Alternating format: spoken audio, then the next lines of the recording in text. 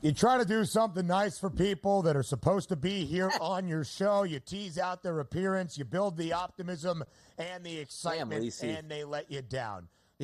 Honestly, man. Somebody call that guy up. Tell him Newswire is about to start. So as we get things going here, DRS, looking forward to a great final Saturday in October in college football. We will start where the mouth in the South often resides. That's in SEC territory. A great SEC Saturday once again. We have 5 ranked versus ranked games this weekend, the most on a single Saturday so far in the 2024 college football season. And the best game is a top 15 tilt in College Station. Kyle Field, the setting for 14th ranked Texas A&M hosting number 8 LSU. The Aggies, who have been a favorite in all 7 games this year, laying 2.5 this weekend at home against the Bayou Bengals. DRS, let's start with that spread. In your estimation, is the correct side favored?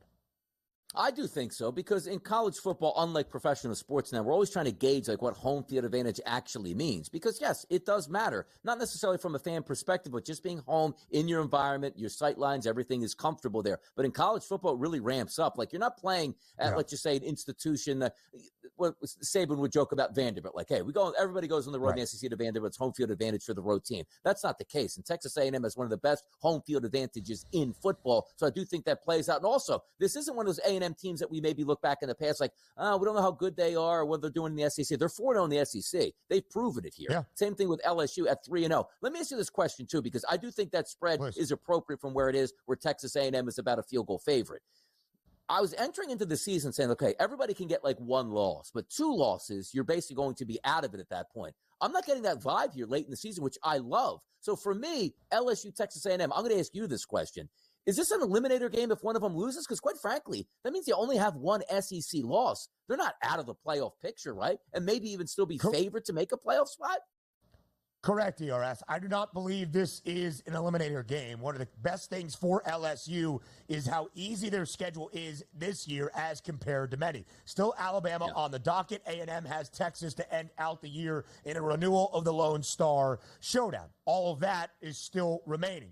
3 losses, it makes it difficult based on your strength of resume. And these 2 teams right now have a couple of good wins. A&M beat Missouri. All right, LSU, of course, beating Ole Miss in its own home stadium a couple of weekends ago. Night game in Death Valley. So, no, not an eliminator game, and it would be the first conference loss for both of these teams. Similarities in their trajectories this year. Both lost the opening weekend of the year and a marquee top 25 tilt. LSU on that Sunday night in Sin City against USC. A&M, of course, at home as an ever-so-slight favorite against Notre Dame. The 2 teams have responded. They have not looked great every single week in their response. Connor Wigman still scares me a little bit as A&M's quarterback.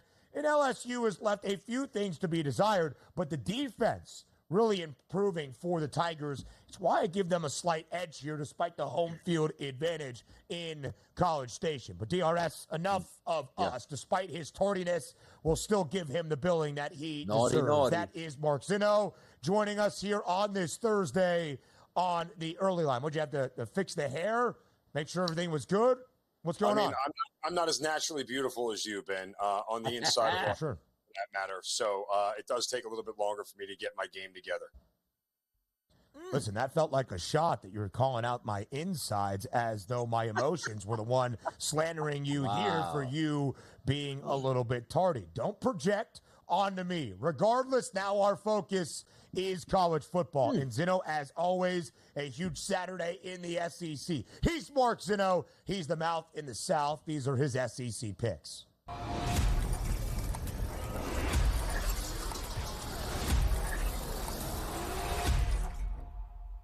Zinno, 5 ranked versus ranked top 25 tilts on Saturday, the most in a single day. All 3 of them from the SEC. So let's get to it here. How did that look? Things look a little bit weird on your end when I was talking right there? A little skip. Got a little bit. Yeah, looked like you were skipping through there. Yeah, little. Okay, anyway. Zinno, let's get this segment going, huh? You heard our insight on A&M LSU. How do you break down the top 25 tilt in Kyle Field on Saturday night? I'm going with LSU. I'll take the points. I think they win the game outright. To your point, the quarterback play for A&M has been a little bit suspect. It certainly raises a lot of questions about what this offense really can be. But, look, I was one of the people at LSU tabbed as an outside shot to win the SEC this year, and they've held up their end of the bargain. It is head-scratching when I go back to it now with some context. How the hell did you lose to USC? Like, honestly, I mean, that is not a good football team at this point in time. But, LSU continues to put out great wide receivers. That's where their edge is. They make Garrett Nussmeier's job very easy. And as good as the A&M defense is here and the job that has been done by Mike Elko over at A&M, I look at the spot here, and I think LSU, I give the nod to Brian Kelly as a game planner and a schemer. It's going to be tight. It's going to be fun and interesting, but I'll take LSU at the points. I still think they win the game outright. There you go. We'll keep it in the SEC. 3:30 p.m. Eastern on Saturday, Missouri and Alabama. My goodness, we got a runaway line here, Mark. Taking a look at a 13.5 that was available early this week. We're now seeing 16.5 at the FanDuel Sportsbook and a total of 51.5. I don't really know how good Missouri is, but the one thing I do know is Alabama can't afford another loss. Otherwise, they're out completely. Sure. How do you play this one between Missouri and Alabama now over a 2-touchdown spread? Yeah, well, the reason for the line movement is Brady Cook is now questionable or doubtful, rather, and it looks like the starting running back is also going to be out for Missouri, so their offense is taking a huge hit. But in reality, guys, I mean, can you really lay more than 2 touchdowns with Alabama at this point? Like, I'm not saying bet Missouri here. It's probably a stay away given all the variance, but there's just no way at this point, given what I've seen from Alabama's defense, the lack of a running game on offense and Jalen Milroe's erraticness over the past couple of games, there's just no way I can lay this number with Alabama. I'll stay off the game, and I think Alabama probably wins it. If Brady Cook was healthy, I'd be more inclined to lean on Missouri here to be able to cover this number, but just too much variance for me to get involved. Brady Cook, man, the Stones last week goes to the hospital to get an MRI on his ankle injury in Columbia, returns to lead a huge second half and fourth quarter comeback against Auburn to keep Mizzou with only 1 loss this year, but just 1-3 against the spread against Power 4 competition. They had only scored at most 27 points against Power 4 foes, and they've allowed at least 21 points. Listen, I'm not really buying into Alabama. The way I would play this game, if any, is looking at the total, 51.5. Okay, you've got some questions without Brady Cook and Nate Noel, and we're turning now to Drew Pine, the former Notre Dame and Arizona State quarterback for Mizzou. Maybe Alabama's team total figuring things out at home over 34.5. Zinno, to your point, Jam Miller, leading rusher for Bama last 3 weeks, 45 yards or less in all 3. It has not looked like Alabama football at times. How about this one? The first time we have seen Vandy and Texas square off in nearly a century since 1920. What? If we sat here a year ago and said, okay, it's week 8 in college football, let me think of the SEC ranked versus ranked matchups, I'm sure Texas Vanderbilt all came to all of our minds. Yeah. Like, my God. Come on now, let's give it up for the Doors, checking in at number 25 in the AP poll. First time ranked in the middle of a season since 2008, and a perfect 4-0 number this year, Zinno, for Vanderbilt as an underdog. They're getting more than 3 scores at home. They were getting more than 3 touchdowns at home when they upset Alabama after the Crimson Tide played Georgia. The Longhorns lose to Georgia last week. How does Texas respond? Feels like a pound of flesh game for Texas, right? Like they're going to take it out of Vanderbilt's you-know-what. Look, Diego Pavia has been excellent. Clark Lee looks like he's turned the program around. And I just wonder how much Texas is going to get up for this game after Georgia. I would probably take the points with Vandy, but it wouldn't surprise me to see a Texas blowout. I'm going to take the points with Vandy, who has beaten Texas 8 of the 12 times they have played. More around the country next. Again, 5 ranked versus ranked matchups in week number 9, the final Saturday in October of this 2024 college football season. And what makes 5 ranked versus ranked games? We already talked about Vandy checking into the AP poll at number 25 for the first time in the middle of a season since 2008. The Doors, one of the reasons we have 5 ranked versus ranked contests. So are the midshipmen of the Naval Academy, ranked for a second consecutive week, number 24 in the nation. They take on 12th ranked Notre Dame on Saturday afternoon in East Rutherford, New Jersey, inside MetLife Stadium. And here we are, Mark Zinno, despite your Army allegiances. Unbiased breakdown, please, for this matchup between Notre Dame and Navy. 12.5-point number in favor of the Fighting Irish. The total is 51.5. Not only is not only is Navy 6-0 for the first time since 1979, they are also a perfect 5-0 against the number in games played against FBS competition. Can Navy pull off the upset over Notre Dame on Saturday? I don't think they could pull off the upset. Can they stay within this number? I think the answer may be yes. I mean, look, if there was one team that's not a service academy that's equipped to handle the triple option, it's Notre Dame, because they play Navy every year. Marcus Freeman has been a defensive coordinator at Notre Dame for a long time. He's done this every single year. This is not new to him in how to prepare for the midshipmen. Now, I'm somebody this year who has made a ton, and I mean a ton of money on Navy in the first half, because they've scored at least 21 points in every first half this year and have covered the number in the first half. However, in this game, I'm actually playing the other side. I'm taking Notre Dame, and there is a 6.5 out there at a major sports book, minus 6.5 in the first half. My biggest concern here, I mean, look, I think it's absolutely possible it could be 14-10 in favor of Notre Dame at the end of the first half. But Notre Dame's defense should be able to do the one thing that's made Navy potent this year, and that's negate the passing game, just simply because they have better athletes. Right? Like, that's what it boils down to here. The level of competition that Navy is now playing is a huge step up in class from an athlete perspective. And I think that's the reason here to take Notre Dame in the first half minus 6.5. They get out to a fast start. Remember, this game isn't in Annapolis. It's at MetLife Stadium in East Rutherford. It's a neutral site game. It's not a Navy home game per se. So it should be a very partisan Notre Dame crowd making the trip up to North Jersey.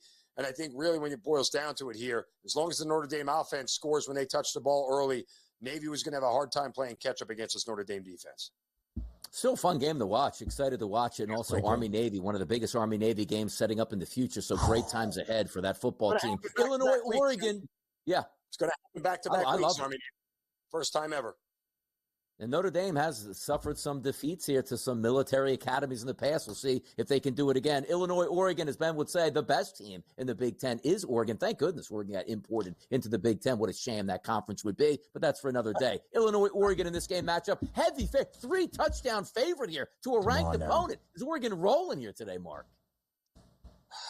Again, I mean, it's hard to step in front of Oregon at Autzen Stadium, right? Like, that just seems like a bad play overall. With a game like this, and I'm not a big fan of Brett Bielema's offense by any stretch of the imagination. I love his defense, but, you know, the offense leaves a lot to be desired. And because of that, I always use the same philosophy I tell you guys about all the time. If they ain't covering early, they ain't covering late. So if I'm taking Illinois, I'll take the 11.5 in the first half. Because, look, if Oregon is up 14.5, how is Illinois playing catch-up? Like, literally, how, without Oregon making some mistakes or a special teams touchdown or whatever, I don't know how Illinois can catch up to Oregon, who's leading by 14 at halftime. Like, it just doesn't seem like it's a good recipe. So Illinois is going to have to keep it close, stay close the entire game, possibly have a lead at halftime if they have any shot at winning this game. So give me, if I'm going to take Illinois, give me the 11.5 in the first half. Certainly so, Mark Zinno. It's a great way of looking at the Illini under Brett Bielema since he took the reins in Champaign in 2021. Illinois is 16-8 against the number as an underdog with 10 outright victories. They are one of 4 Power 4 programs in that span to have double-digit wins outright as an underdog. This year, a perfect 4-0 ATS as a dog, winning outright 3 times. Oregon has been a favorite in 3 of 4 Big Ten games. They are 1-2 against the number, all 3.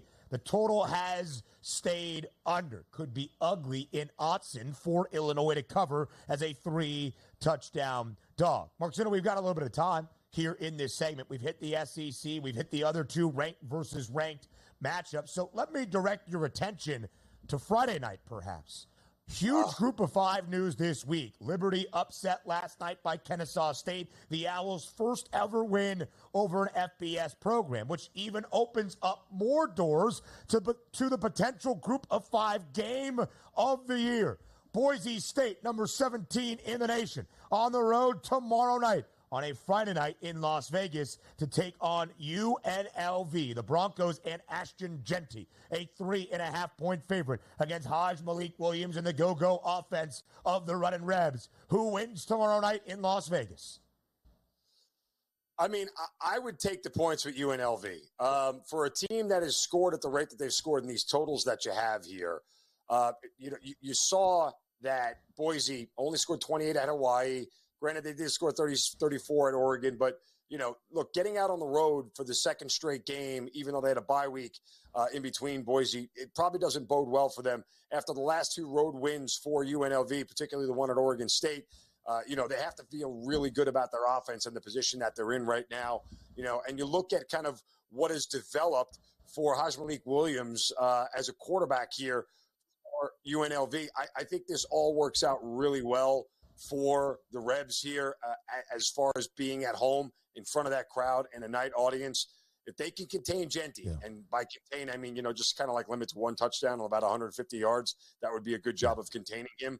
They have a shot to win this game outright and kind of knock off Boise, which, oh, by the way, will open up a spot for one of the two service academies who win the American to get to the college football playoff.